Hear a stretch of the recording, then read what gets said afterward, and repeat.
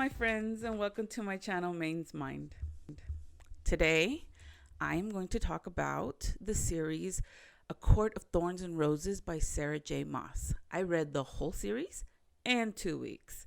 I got all my books right here. And then, after I read all of these books, I went and bought them all on audiobooks so that my mom could read them. When I started off reading this book, of course, book one, what had happened is I found the last book because it had just been released at the bookstore, and I was like, oh, this isn't the first book. So I went to go find the first one, and the guy at Barnes & Noble told me, oh, this is a really good, book. You're going to enjoy it. And I was like, well, if I enjoy it, I will probably come back and buy them all just so I could read them.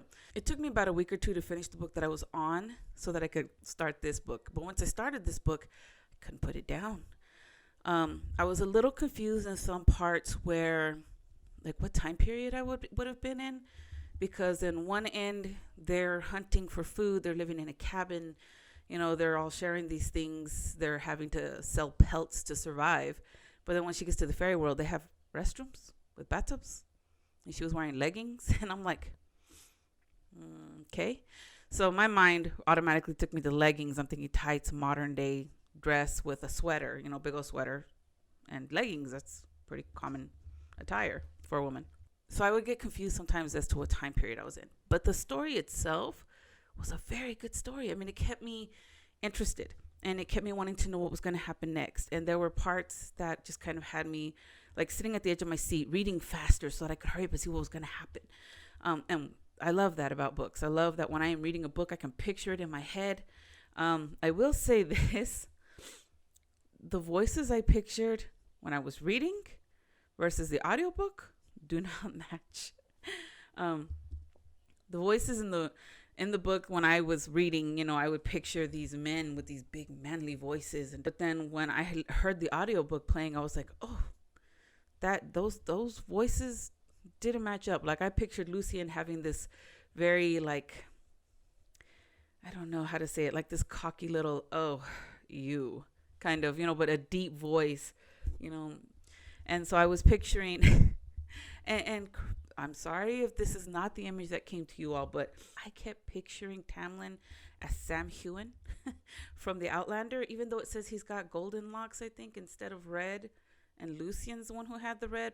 So in this story, our main character is Freya, and at the beginning of the story, of course, she's hunting to try to feed her family because they've fallen on hard times.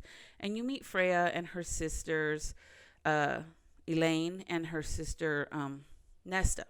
Nesta is a tool from the beginning to the end. She's this really strong, stubborn, hard-headed female, and she's always challenging Feyre, every step of the way in this series. And it's funny because you find out that Feyre is actually the youngest sister. So the youngest sister was the one out there in the woods hunting to try to feed and support the family, where the older sister couldn't even be bothered to chop wood. So as the story progresses, Feyre ends up in the fairylands because she killed a wolf that ended up being a fae.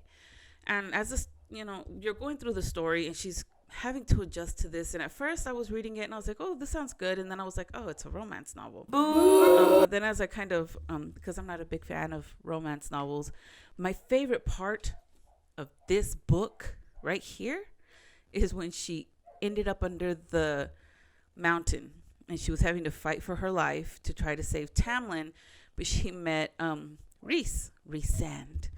Rhysand, I just kept picturing as this really dark-haired, gorgeous man. I just kept picturing him like olive-toned with, think of this gorgeous Latin man, and that's Rhysand.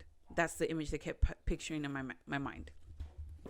And so she ends up with Rhysand, and at first you're like, this cocky bastard, he's doing that to her. And at first I was kind of like annoyed by him, but at the same time I was really annoyed with Rhysand, with Tamlin. At the same time that I was annoyed with Rhysand for the way he was treating her, I was really annoyed with Tamlin. He didn't even attempt to put up a fight, to rescue her, to do anything. He just sat there and watched her go through these trials all by herself.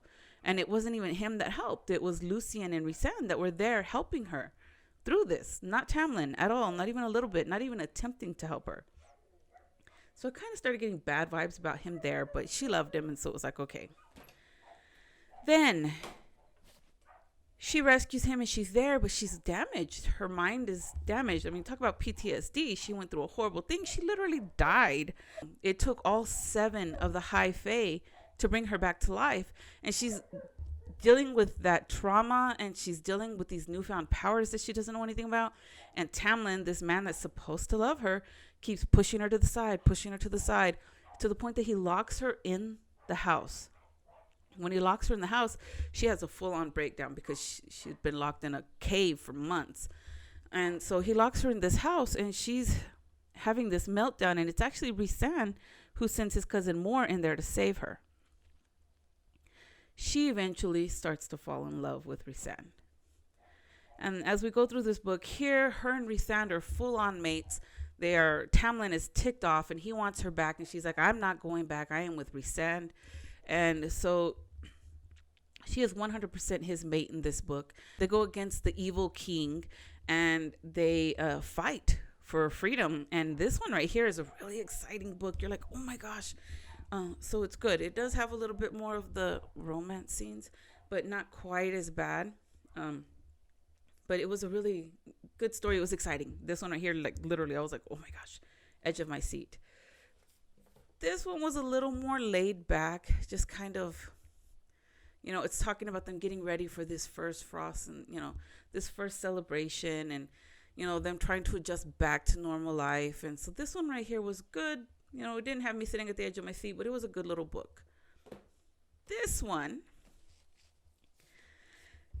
borders on erotica. So definitely not a book for kids. This one definitely bordered on erotica. The romance scenes were thick, and it was like some parts that I was like, nope, don't want to read that fast. Skip a page or two on that. I was like, nope, don't want to read that. Skip over that little section. Okay, here we go.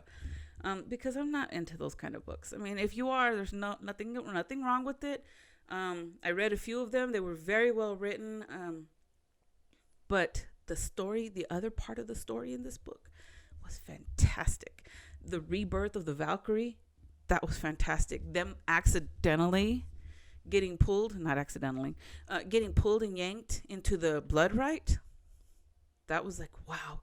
Them fighting, me sitting on the edge of my seat, reading through it. And then at the end, the way she flipped through the last few chapters, she literally went from Cassian to Nesta. So you're reading Nesta's part and you're like, oh my God, no, Cassian. Oh my God, no, Nesta. And you're just flipping back and forth between the two of them. Because the way she wrote it has you feeling like you can feel the way she wrote it has you feeling the anxiety of what's going on at the thing in the story, because it's flipping so rapidly between section and section. It's like a couple of paragraphs. And that speed to which she switched back and forth between Cassian and Nesta added to the anxiety and the stress of that moment, because you're like, what's going to happen? Are they going to capture him? Oh my God, they captured him. What are they going to do? Are they going to show up on the mountain? And then they show up on the mountain. And you're like, oh my God. And that's how it felt. We're at the end where I'm reading the book and I'm like, shh, don't talk to me. And my kids are like, why? And I'm like, because I'm at the end. Quiet. And they're just trying to talk to me. And I'm like, I'm reading. I'm like that point in the book. So if you like romance novels, these are actually, they're not, I would imagine, full on erotica. I've never read erotica, but I'm going to imagine in my mind, I picture them just being dirty. I picture them being filled with those scenes. So I don't know. But if you like erotica, I imagine you'll get some of that out of this. Like I said, this one right here particularly borders on erotica. But the story aside from that is incredible. And she does such a good job. And she paints Nesta as this incredible being. If I had to read it again, I would. I would probably read it again. I might even read it again during the summer just because. Or sit down and listen to it again with my mom. It was just such a good book. I recommend them. For anybody that's interested in like fairies, fantasy fiction,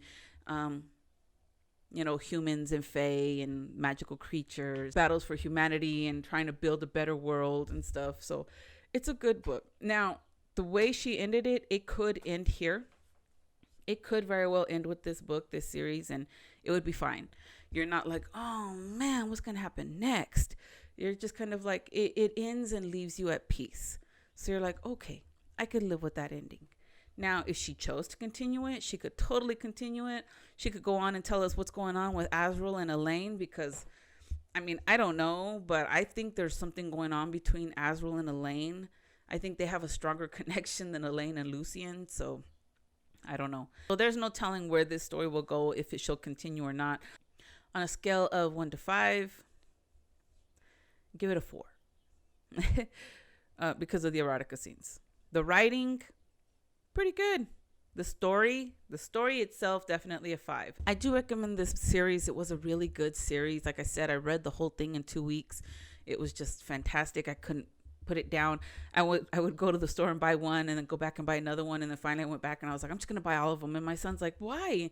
And I'm like, because I'm gonna have to keep coming back to the store to buy them anyways. I might as well just get them all. And that's all I have for you all today.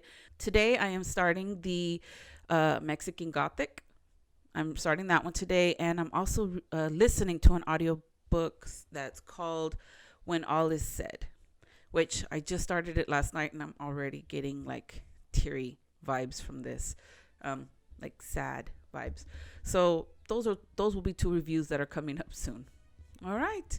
So again, if you have any questions or comments, please comment below, and don't forget to ring the bell and like and subscribe for more great content. See you next time.